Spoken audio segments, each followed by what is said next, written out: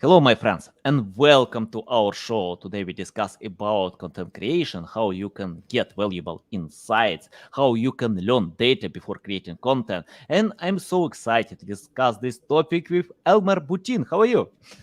I'm well, thank you. I appreciate you having me on your show today. Yeah, for me it's a big pleasure. Check out your experience. 20 years of experience. It's a lot. Yeah, I'm excited to learn more about that. Before we start, just tell about your experience, background, and why you decided to share about content with us. Okay. So I built my very first website in 1996. So it's been a little bit more than 20 years. I hate to age myself, but yeah. So I've been doing this since, I like to say, before the Google era. So I started Mhm. doing SEO when Alta Vista was the main search engine. And it was really easy to rank content because you could spam Alta Vista like crazy. Mhm. So it was easy. So I built my first website in 1996. I did a lot of freelance work until I went to become the webmaster at a manufacturing company in Texas. So I was their webmaster. I was the in-house SEO. In fact, I did a lot of their digital marketing when it first started out because it was all brand new and nobody was really messing with it. So when Twitter came out, I started playing on Twitter. When Facebook went public, I started messing around on Facebook. So there was a lot going on that I was involved in back in the day. So I did Mhm. that for 10 years. And then I went over to the agency side. So I started with one WPP owned agency called Rockfish, which has since merged with VMLY&R. And I was with VMLY&R for a while just because of the merger. And then I went to go work for another WPP agency called GTB, which is based in Metro Detroit, where I live now. And I did SEO, reputation management, content creation, content. There was a whole bunch of stuff going on. Wait a minute, is it your birthday? Yeah. Is somebody? Oh, happy birthday! Thank you. Thank you. Wonderful. Oh my Yeah. goodness. Okay. I just saw that pop up and I said, oh my goodness, we have to say happy birthday. So, Yeah. but anyway, yeah. So I've been doing a lot of things. So just about anything having to do with a website, I've done it from basic HTML to ASP.NET applications, web-based applications. Do a lot of work in WordPress and other content management systems, and mainly focusing on SEO, but I do a lot of other work too, except Mhm. paid Nice. search. I don't do a lot of paid search. Nice, nice. I love it because I think it's very important to pay attention to priorities. If you are good with organic reach, why you need to consider paid search? Because jack of all trades, master of none. I know that paid search works well, paid marketing Yes. works well, but you can't be successful everywhere. I know that some people are very good with paid search, so why not if they can sell on there? But organic reach is my site as well. Yeah, I love Yeah. it. I prefer to work with somebody who can do paid search way better than I can. Mm-hmm. Yeah. Mhm. Okay. I want to introduce our sponsor, Ahrefs, SEO tools and resources to grow your search traffic. It's very important tool, must have for many marketers because you can get a lot of valuable insights by using this tool. And I want to start from the first question you mentioned about CMS. Can you tell, for example, you have experience to work on WordPress, some others. Can you tell how to choose the right CMS today to create high quality content? In my opinion, the content management system is irrelevant to the content. Now, we can argue about whether services like Wix or Weebly or those types of website builders are good for SEO. But as far as the content goes, it really doesn't matter what platform you use. If you want something to be found easily, you just have to make sure that it's fast, the content is organized, and that the content is relevant to your audience. And I think that relevancy is really the most important part to consider because you can generate lots of content and you can, just throw it out there. Hey, I got lots of content. Look at my website. I've got, 400,000 URLs. But if that content doesn't resonate with whoever you're trying to connect with, it's not going to be as effective for building your business, or even if you're doing a personal website, it's not going to work out very well. Yeah, love it, love it. I think all CMS have advantages and disadvantages. You need to learn more about that, review them, and decide for you, because really like more Ahrefs. WordPress. Ahrefs is my loving tool for SEO, but Mhm. I think other is some tiny money person, something like this. So yeah, it's my attitude. I want to start from the question. Can you tell about human-centered content? How to create human-centered content and think more about humans? Because I want to share my story. When I started my SEO journey in 2008, I didn't care about human.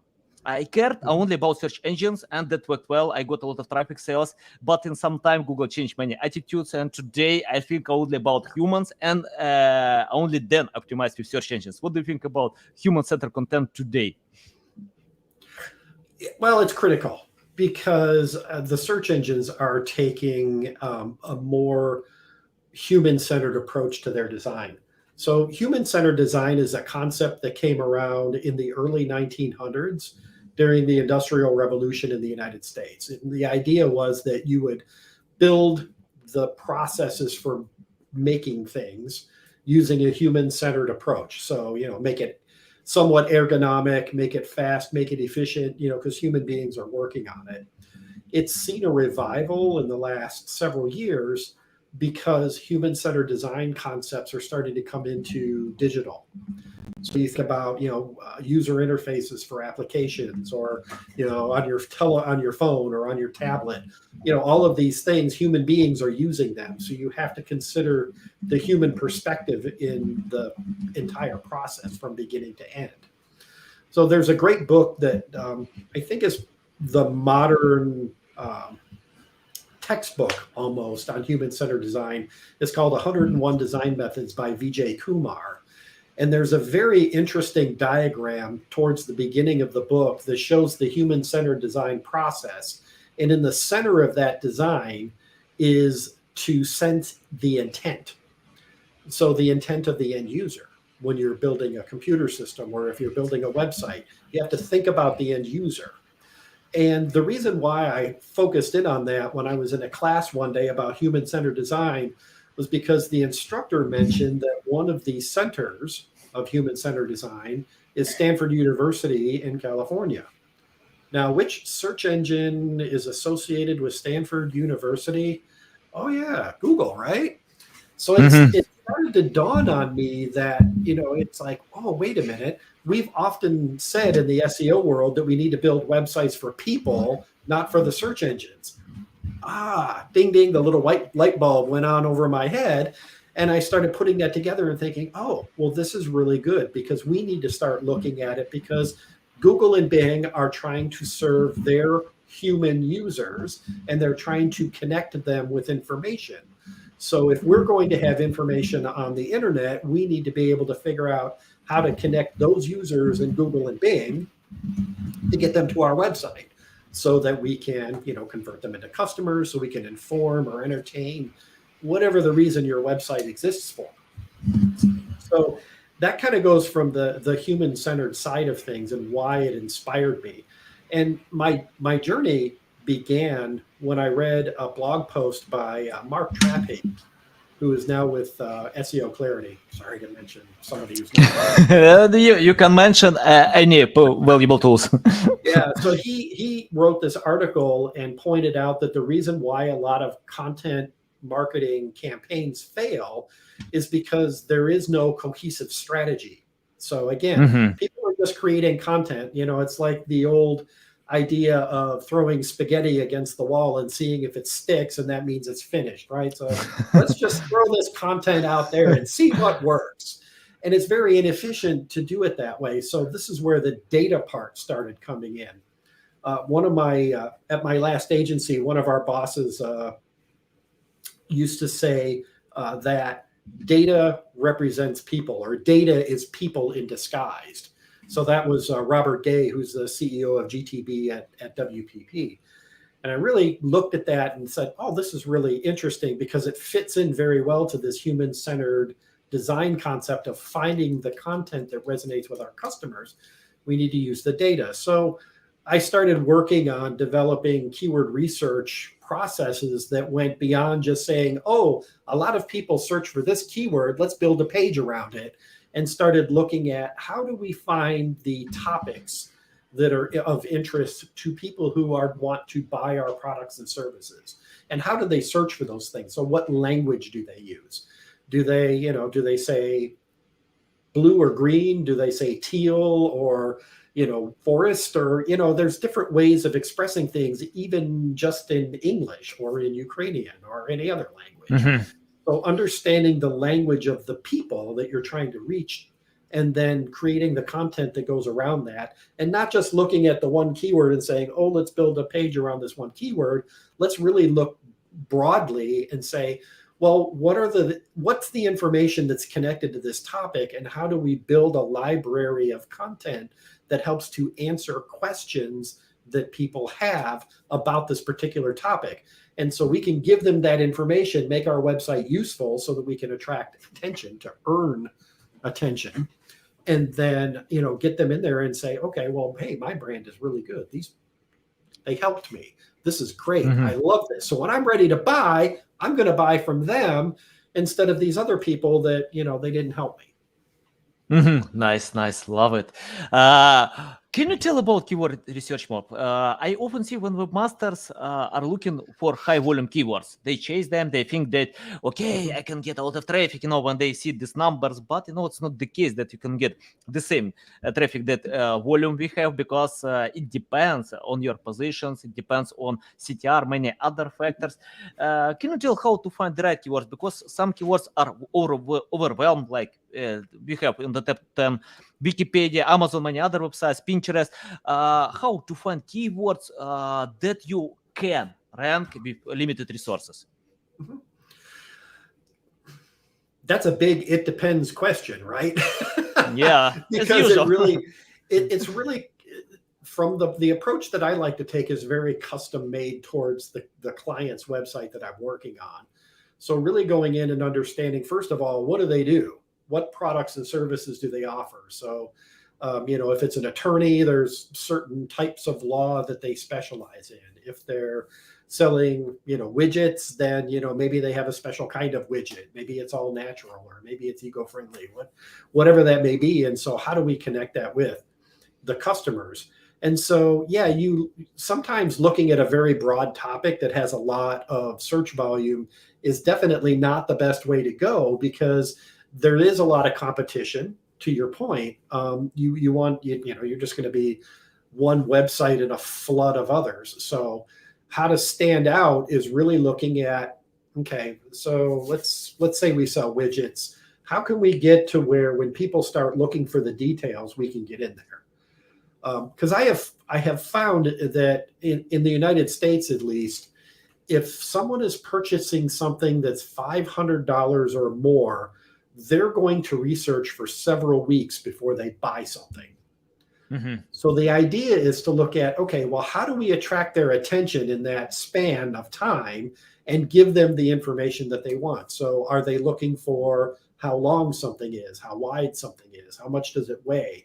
So there's all of these different pieces that you have to look at and say, okay, how do we answer these questions? So instead of trying to rank against Wikipedia for the top level query, how do we start getting some of those long tail queries that add up to a lot of traffic and make up that volume? So it's partly long tail, it's partly short tail, but the real thing is to look at the details of what people are searching for. Mm-hmm. Okay. For example, if we found a list of keywords, we have them, but how to group them to a specific group? Because each page can have 10 keywords, 100 keywords, 1,000 keywords, Right. 10,000 keywords. Yeah.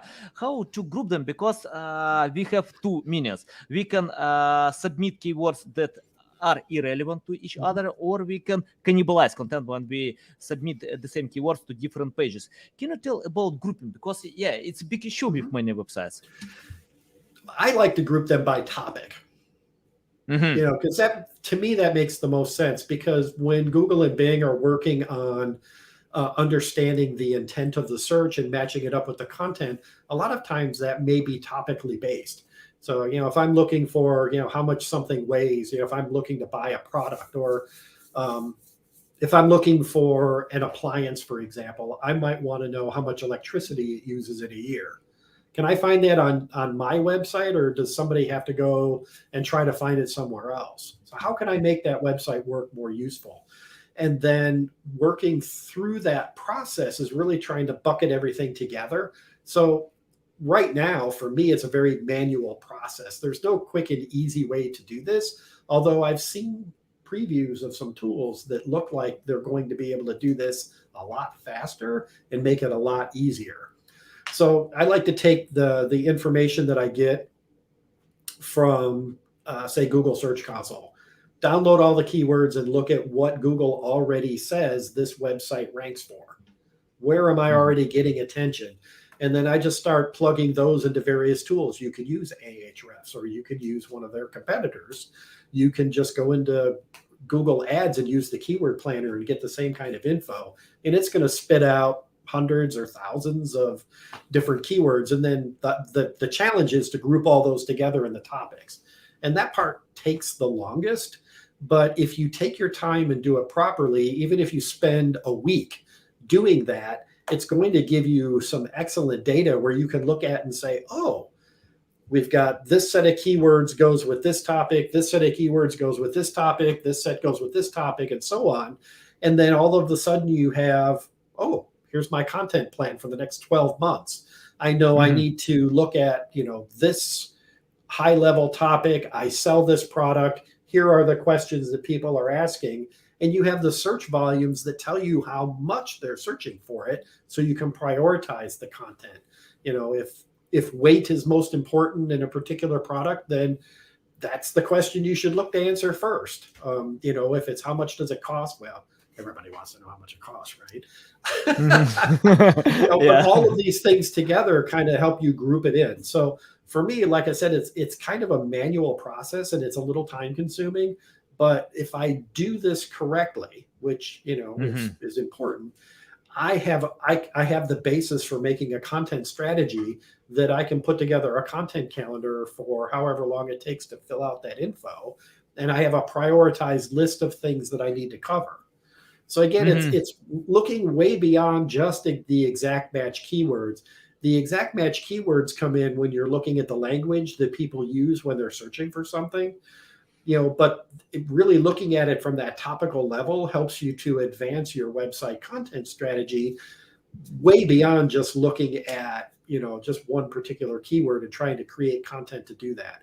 That works to a certain extent, but what I'm trying to look for is helping my clients move beyond that and give them a plan of what they need to build in order to earn that attention from their potential customers.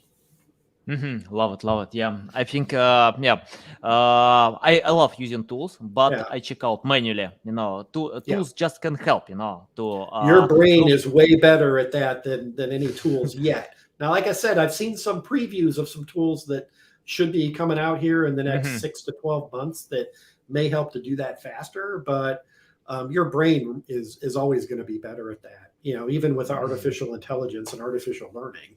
For Oh now, yeah, yeah. eventually the machines will get smarter. Yeah, we'll see. We'll see. Yeah. Shella wanna ask about domain authority. Thanks a lot for this question, because it's interesting that when I spoke with many great marketing experts, they have different opinions. Someone cares a lot about domain authority, about page authority. Others can ignore this metric and tell it doesn't mean anything. When you have this metric, can you tell your insights about domain authority? Do we need to consider or not? For content, probably not. It's not going to be an issue. If you're looking to create or share content on other websites that are going to link back to yours, then that may come into play. Google and Bing over and over say, domain authority is not their metric. It's made up by the tools. I think the tools Mhm. do a very good job of estimating how authoritative a website is, based on criteria that they use. So it can be helpful. But when you're talking about your own website, that could be something that might come into play at some point. But really, if you're answering your customers' questions, does it matter if your domain authority is 50 or 2? If your customers are coming to you, then who cares? But again, these measurements do have a place in our work, but I don't consider it when I'm doing, content plans and content creation. Got it. Yeah, I remember when John Mueller replied to this question, someone asked him on Twitter, domain authority exists? And he replied, yes, it's metric moss. Yeah, that's right. Yeah, it exists, but on moss. Okay, can you tell about how to gain data before creating content? For example, if we have a list of keywords, we group them, and how to gather the right data that will help us to create awesome content, high quality. The way I like to do it is to get the search numbers from Keyword Planner. And a number of the tools will share that. So average monthly searches, so that I know that a particular term, and when I group them together, I can add them up and I can say, okay, well, this topic gets, 100,000 searches a month. Then I can start looking at, okay, which terms are appropriate for me as I break them down into the different topics. So that's where I get those numbers from. I like to get it right from the Keyword Planner, from Google's tool. It's easy to use. If you pay for ads, you get really decent numbers instead of that, 0 to 100, which can be less useful. But again, some of the tools provide that data too. I think Ahrefs does. I've not used them in a while. I know Moz does. I think SEMrush does too. So you can get good estimates for those numbers. And then what I like to do is take that and then look at how many clicks I'm getting for each keyword in that category, and then match it up to how many searches are actually being done. So I'm getting a good ratio of, well, this particular topic gets 10,000 searches a month. I'm getting 100 clicks. Well, can I now look at optimizing my content and creating more content to get 200 clicks? So I'm trying to increase that percentage of clicks that my website is earning compared to, whoever else is out there. Yeah. And right now I just do that in a spreadsheet. I don't have any fancy tools that I do. It's all in a spreadsheet. It's called SEO intuition. I got this terminology from someone, when I ask why you did it, and he replied to me, it's intuition. I don't know why. It's just it works for me. And when you have experience, when you spend so much time to provide something, because nobody knows what exactly works. You need to test, to search, to figure out. Yes. And when you have this intuition, you can find what works actually for you. I'm interested but about then having that data though helps you to validate your testing, and that's where all of that comes in. So as we look to increase our share of clicks for different keyword topic groupings, then we know, hey, if it goes up, great, we're winning, our test is working. If it goes down, well, then we need to change, right? Yeah. Okay. I have the question about data-driven perspective content. Can you tell more about that? What does it mean to create data-driven perspective content? Well, the data tells us what people are searching for, and it tells us how our website is performing. So the data is driving the content. So we're using data because, like my former boss said, data is people in disguise. So what we're doing is looking at the data to understand what real human beings are doing when they're out there doing searches. And that's really where that data-driven idea comes from, is understanding the numbers. And the data just represents people. So really, it all comes back to human beings. Who's searching for topics that are important to my business, and then who's clicking on the search results to my website in Google and Bing. And if they're not, then I need to do something about it. Yeah, got it. Mhm. Shella wanna know about backlinks. Can you share your live and backlink link building techniques, or it's better to ignore them? Your perspective about that? Yeah, that's kind of a touchy subject for some people. Mm-hmm. I very rarely have gone out and purposely built links to Mm-hmm. websites that I work in. And the reason for that is because I've always felt like if you're working on a website and you build good content, people will link to you organically. The other reason why I don't generally do a lot of link building is because to do it properly takes a lot of effort and a lot of Yeah. time. I mean, I can go out and buy links. Yeah, that's easy, but then that always gets people into trouble. So I don't want to do that. But to do link building properly is challenging and it takes a lot of time. So I prefer to work on websites from a technical perspective. So, a lot of people use that pyramid example. I like to think of technical SEO being at the bottom because I want to make sure that everything is built on a solid foundation to make sure Googlebot and Bingbot and Yandexbot and Baidu bot or whatever bot is going to find that content. Then the Mm-hmm. next part comes up and building the content and optimizing the content. Because if you don't have good content, you can build all the links that you want. You're still not going to do that well. So you have to connect with people and answer their questions. After that, I start to look at conversion optimization because there's always something that we have to measure in order to show that the website is being effective. So I can bring in a lot of traffic, but if they're not converting, they're not buying things or filling out forms or whatever, then I'm not succeeding. Once I Mm-hmm. get all of those things in place, then I start thinking about link building. So, and sometimes we mix those steps up a little bit depending on the situation, but that's kind of how the flow goes in the agency I'm working with now, and it works very well. So Mm-hmm. that link Yep. building part is kind of the top, it's the roof, it's the cap of everything.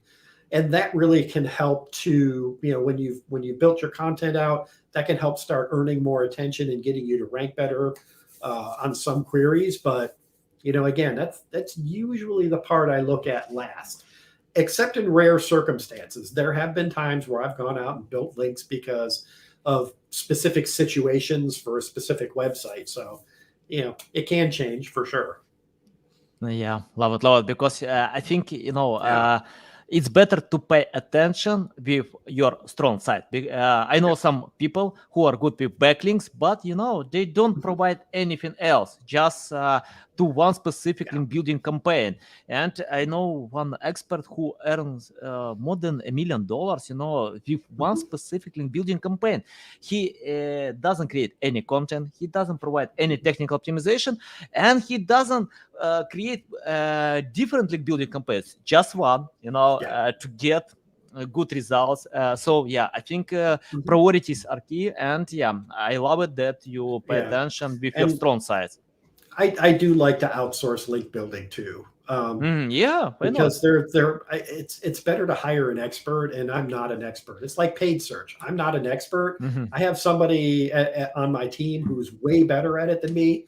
That's the person I like to rely on. Same thing with link Yeah, building. I mean, I can do it, but I often will hire somebody outside. yeah. Me too.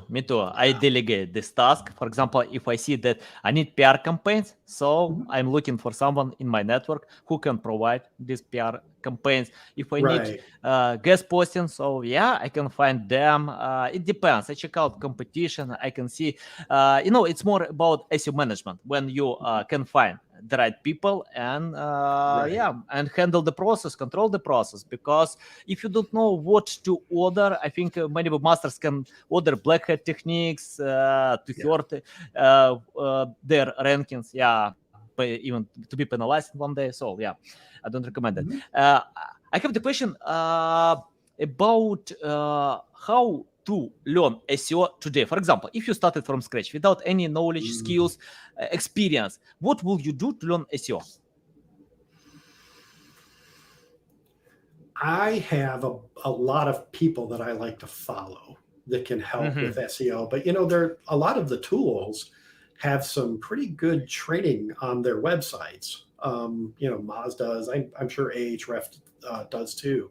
There's a lot of places where you can go to learn the basics. And then once you learn the basics, the rest of it, you kind of have to learn it by doing or working with a group who does it really well and learning from them. So there's a blend of, when you're brand new and you want to learn SEO, there's a lot of places where you can go to learn the basics. Once you get that in your brain, the more advanced stuff comes from following people who are doing it. I mean, when I started doing this, everything was new. There was no training. So we learned from each other. I mean, I used to hang out on Webmaster World a long time ago. That was where I learned a lot of things. I followed Search Engine Watch, Danny Sullivan's first website, because he wrote a lot of info about what the search engines were up to and what they were doing. Then I started going to conferences, and I learned a lot of conferences, PubCon or some of the others, and then when I started speaking at the conferences and hanging around with and making friends with some of the speakers, I mean, there was just like, if I run into a situation that I'm not familiar with, I know people who can answer it. And having those resources are really helpful. Networking is key. Learning from other people is really important, and knowing who to trust is also important. I've heard some things from some folks that I was like, I'd never do that on my website. Not that it's bad, but sometimes situationally it just doesn't work. So, yeah. But right now, I advise people that work on my team to follow Search Engine Land, Search Engine Journal, Search Engine Roundtable. Subscribe to the blogs for the tools, especially the tools that they like to use, because that's really helpful. You're going to get a lot of great tips and learn some things from those. But the last thing is, a lot of people learn best by just doing it, and setting up a hobby website and then experimenting with it is wonderful. Because again, that's how I learned, because back in the day, we didn't have any instructions. So we just did it. Hey, let's just go out and see what happens. I can't do that with a client website now. So, I can do it with a hobby website. It's the best tip, you unhided all my secrets, really, because I think, I often share the example with someone when someone asks me about how to learn SEO. I tell them, for example, let's imagine you can read 100 books how to play tennis, but if you don't play tennis, can you play? Can you be a good player? Yes. Without can you actually read the playing? book? No, you actually have to do it. I agree with you. Anything you want to do requires practice. Yeah. And for me, it's more important. For example, I use 3 steps. The first step, I learn. Yeah, I read blog posts, Search Engine Journal, Ahrefs, SEMrush, Moz, many others. I have a bunch of blog posts. I use website feedly.com, where you can submit all your relevant blog posts in one feed. So yeah, I don't need to open all these websites. I just check out, and if I see some interesting headlines, I can read them. The second step, when I've learned something new, I share with my audience, because when you share, you can grow your audience, and the second, you can memorize it. We have short memory. People can forget for a few weeks about new skills. I usually forget for a few hours. My memory is more shorter than from many others. But when you share with others, you can learn, you can memorize it. And the second, to act, just test and find what actually works for you, because testing provides the best insights, the best skills, the best knowledge. Yeah. And I love Feedly. That's a great tip. Following blogs on Feedly, because it's like my newspaper in the morning. I open up my tablet. That's what with my morning coffee, I'm looking through and seeing what has been written, who said what Google and Bing are up to, and I say Google and Bing a lot. There's more search engines out there than just Google and Bing, but in the United States, those are the two that I have to really pay attention to. Stefan want to know about what tool do you recommend to use for those that are just starting with SEO? Well, we talked a lot about resources for learning SEO. As far as tools go, I think all of the tools have their advantages and disadvantages. Moz does some things better than Ahrefs. Ahrefs does some things better than SEMrush. SEMrush does some things better than Conductor. I mean, they all have their pluses and minuses. I think it really depends on what you're trying to accomplish and finding the tool that works best for the way you like to work. No matter, and I recommend people try them all. I mean, sign up for the free trials and see how they work, and see if they fit how you work. Yeah, Stefan, I added my list of tools. I reviewed them, more than 269 tools. Yeah, I spent some time, like 3 months, because why I did it in the first stage, I decided to find my loving tools. You can't use all of them, but you can find tools that work for you. So you can open this list, check out. I have some filters on the left side and analyze which tools you like more. Okay, Sheila wanna know more about her blog. I assume about that. And the question: can we also reshare content on blog? I think she means reshare other content. Sheila, you can tell more about that. But what do you think about creating content for a blog? Can you provide some I don't know, like your content strategy, to find topics, pillar topics, or lack of quality content? Before I answer that question, can I point out one more learning tool? And I completely forgot about this until just now. And I know I'm going to say her name wrong, but Alida Solis has a fantastic SEO learning resource that she has put together. It is a gigantic list of things to go read to help you practice. I have the link here. Can I paste it in the chat? Yeah, sure. Okay, On the private chat, I'll share it. I'm gonna go ahead and just put that in there so you can share it out. Yeah, I went through this and I said, wow, if I was putting together an SEO learning resource, this is the one I would do. It is wonderfully curated. She keeps it up to date. I would highly recommend checking that out. Many speakers recommend Alida Solis. For me, it's really hard to count or who. She's absolutely brilliant. But when this came out, I thought, oh, this is really good. And it just slipped my mind until just now. So I wanted to make sure to share that out because it is really very well done. Okay, so now back to the question about sharing content on a blog. Yeah. I think it can be helpful to share content on a blog. The one thing you want to make sure that you are avoiding is creating duplicate content. Because duplication causes problems. If it's duplicate within your website, it's going to cause you issues with potential spam filters and things like that. If you're duplicating content on other websites, then you run the risk of competing with yourself, right? You want to rank with it. So it's good. It's a good idea to do that. Like, writing a guest post about a topic that you care about, or being on a podcast and sharing information about it. I mean, that's a potential way of earning links back to your website as well. So, that can be very, very handy. But the one thing I always tell folks, I look at, building content within your website. So whatever you're trying to do with it, understanding the content and the topics, and then deciding, well, should this particular content, like if I'm on a WordPress site, should this be a page? Should this be something that's more permanent because it's something that I do all the time? And maybe then I write some educational type content and put that in the blog. And then I link to everything, right? Everything links to each other as appropriate. That cross-linking is very, very important for giving context to the search engines to help them understand how all of this content fits together. But then it also gives your visitors a chance to stay on your site and learn more about you. So I think blogs can be very, very powerful. I'm just going to be honest. I don't really like to talk about blogs because a lot of people that I talk to who are not part of the digital marketing world think that blogs are just, it's just crap content that you write. And that's not the case. I just like to say content. So whether it's a blog post or a page or whatever you want to call it, it's all just content. So let's look at it as this is information we want to get in front of our customers. We hope to earn attention from search through this content. Now, whether it's one thing or another, we can call it whatever we want. It's all content. Love it, love it.